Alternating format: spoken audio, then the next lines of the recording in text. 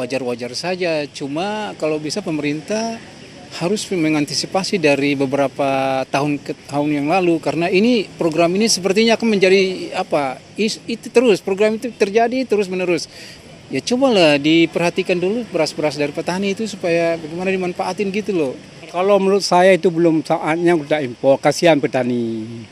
Petani ini sekarang mengharap harganya lebih baik, bisa sekolah anaknya, bisa meningkatkan ekonomi di kampung di desa.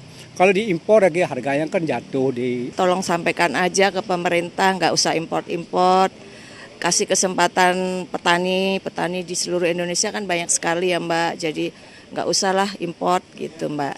Tanggapan saya kalau bisa jangan impor beras, soalnya lahan kita itu luas dan baru saja panen raya di mana-mana, Pak.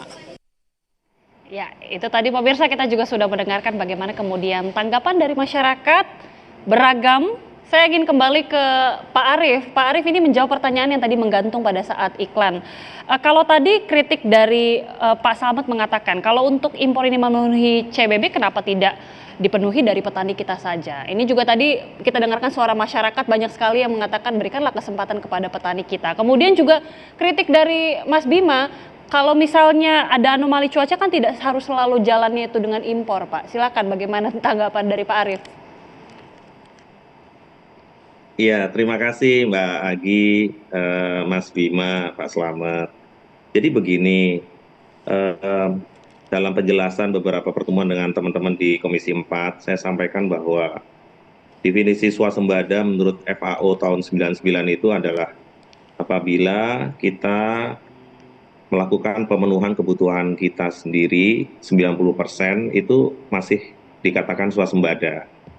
Jadi kalau kita 1 tahun kurang lebih perlu 30 juta, 10% itu sekitar 3 juta. Walaupun ini bukan suatu excuse, tetapi hanya menjelaskan bahwa kita masih swasembada untuk itu. Di sisi lain, sebenarnya ada sumber karbohidrat lain yang namanya gandum. Ya, ketergantungan kita itu juga saat ini dulu mulai dari 2 juta, 3 juta ton, hari ini sudah tahun lalu sudah sampai 11 juta ton. Artinya ada komponen lain yang juga mempengaruhi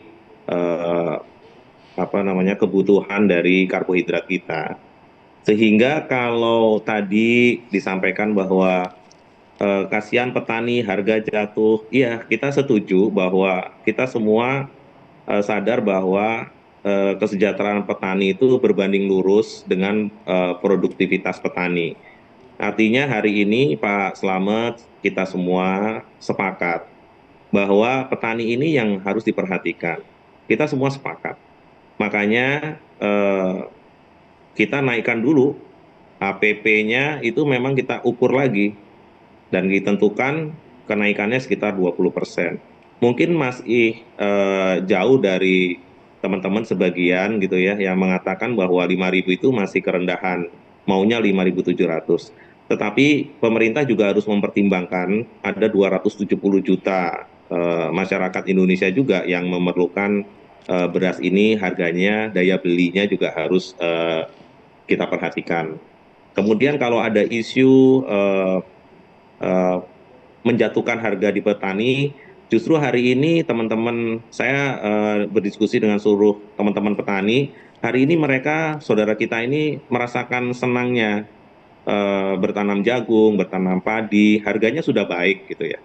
Sehingga balance yang kita cita-citakan ini terus mendekati. Tentunya belum sempurna, tetapi hari ini kita sudah lakukan. Kemudian kalau ada tadi disampaikan rente, rent-seeker, segala macam, insya Allah kami Badan Pangan Nasional tidak akan melakukan yang seperti itu gitu ya. Dan ini keputusan ini bukan keputusan 1-2 pihak gitu ya. Ini dilakukan melalui rapat koordinasi teknis, kemudian rakortas sampai ke ratas. Dan kalau harga 9.000, kemudian 9.400 itu semua ada audit dari BPK, BPKP gitu ya. Jadi untuk melakukan pembayaran juga penggantian-penggantian termasuk transport dan lain-lain, tentunya itu ada teman-teman BPK, BPKP yang selalu mengawasi. Yang satu lagi, kita punya teman-teman di Satgas Pangan, begitu. Jadi kalau memang Mas Bima atau melihat ada hal yang tidak seharusnya dikerjakan, itu kalau Pak Buas sebagai Dirut Bulog menyampaikan, ayo kita sama-sama kita cari ininya gitu ya. Tapi yang jelas kita semua harus berpihak pada petani, setuju. Kemudian importasi ini terukur dan terbatas. Oh ya, satu lagi, bahwa yang disampaikan melimpah itu sebenarnya produksi kita kalau 1 tahun antara produksi dengan konsumsi itu selisihnya 1,3 juta Pak Slamet, Mas Bima. Jadi 1,3 juta ton itu ekivalen dengan setengah bulan.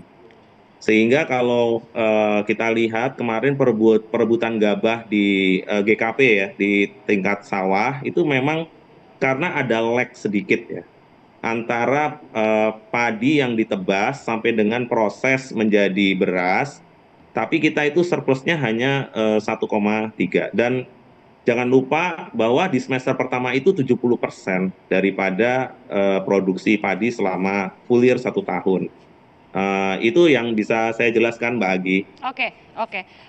Pak Slamet, apakah ini sudah menjawab ya? Kalau tadi Pak Arief juga mengungkapkan tetap saja kita juga tetap memedulikan kesejahteraan petani, kok sudahkah cukup menjawab dari penjelasan Pak Arief itu, Pak Slamet? Iya, jadi begini, kalau kita bicara tentang petani, memang harga tinggi. Tadi disampaikan oleh Pak Arief bahwa memang ada jutaan rakyat yang lain yang juga memang mengharapkan harga beras yang terjangkau. Tentunya di sini berarti kita akan bicara tentang manajemen pangan kita, Mbak. Nah ini yang memang harus menjadi perhatian kita semuanya. Pertama, kita bicara tentang produksi harus maksimal.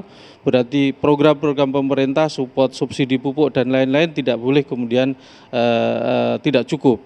Yang kedua, saya sering juga menyampaikan ke Pak Arief bagaimana kemudian lembaga Badan Pangan ini menjadi satu lembaga yang memang kalau bahasa saya dalam hal pangan harus monopoli, nggak bisa enggak.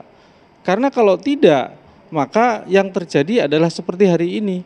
Jadi di tingkat petani bisa mahal, tetapi konsumen akan mendapatkan harga tinggi. Kenapa? Karena memang pasar dikendalikan tidak oleh pemerintah dalam hal pangan ini, dikendalikan oleh pengusaha-pengusaha yang dia bisa jadi dengan keterbatasan dengan peraturan perundang-undangan, dengan harga yang diplot tidak bulog tidak boleh melebihi harga tertentu, maka dia tidak bisa menyerap semuanya. Disitulah kemudian pengusaha mengambil semuanya, mendapatkan HPP yang tinggi untuk beras dia dengan sendirinya. Karena dia menguasai logistik, maka dia bisa menjual dengan harga mahal. Nah ini nih kelemahan pemerintah, sehingga manajemen logistik harus diperbaiki.